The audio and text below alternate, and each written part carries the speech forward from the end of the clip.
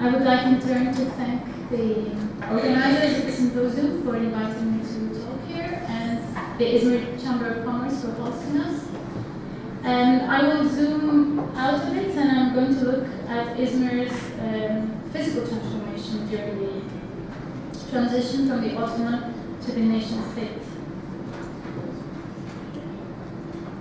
So, a photo taken in 1936 inside the site of Kalliopi Park depicts very eloquently the construction of the new center of Izmir.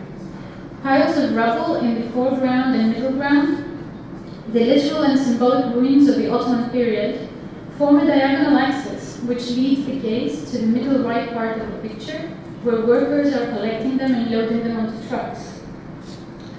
The ruins of the Armenian and Greek neighborhoods, which were burnt in the Great Fire of 1922, are giving way to creating clean plain on which new Izmir will be built.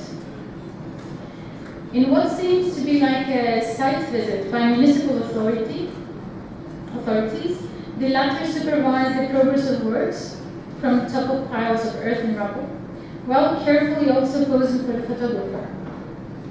Some of the workers are also looking towards the camera, as if also posing, but even the ones that are not, or maybe more so, are important parts of the setting, showing the Republican worker in action and the determination of the new nation-state to build its present and future. Yet, there is one unmissable presence in the photo, which complicates the narrative of destruction and rebirth.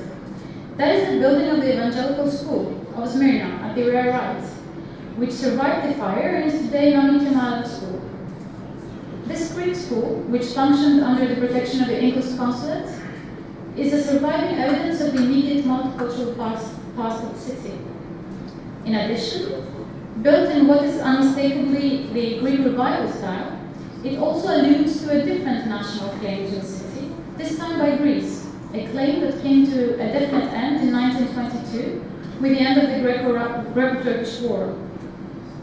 The building, which would have accommodated part of the expanding school, was just completed in August 1922, and following the re-annexation of the city by the Turkish troops, came under the jurisdiction of the new Turkish authorities.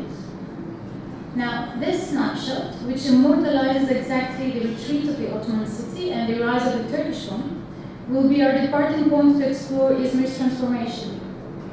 Some historiographies perceive this transition as a loss of the city's European or Western character.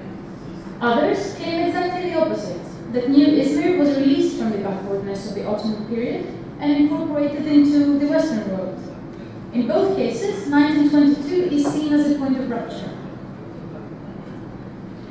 This perception of Izmir's transformation as a strong rupture does not owe only to the drastic physical and demographic change, as hundreds of thousands of non-Muslims departed and Muslim refugees and exchangees were flowing in. The new regime, as well as its intellectuals and journalists, emphasized the dawn of a new era, the messianic stages of liberation, or the teleology of revolution. For example, only a few years before this photo was taken, Haydar Uçtu, the director of Anadolu newspaper, one of the most important newspapers in Izmir at the time, wrote, and I quote, "The topic under study is how to establish a new and civilized city. In better words, how to bring into being a construction revolution on the shores of the Mediterranean." The word inkilab, used for revolution, echoes a wider discourse that connects the city's construction to the overarching Kemalist or Turkish revolution, Türk inkilab, as it was called. In this context, as is depicted in this photo as well, again from the foundation of Kalliopi Park, army officers, politicians, modern dressed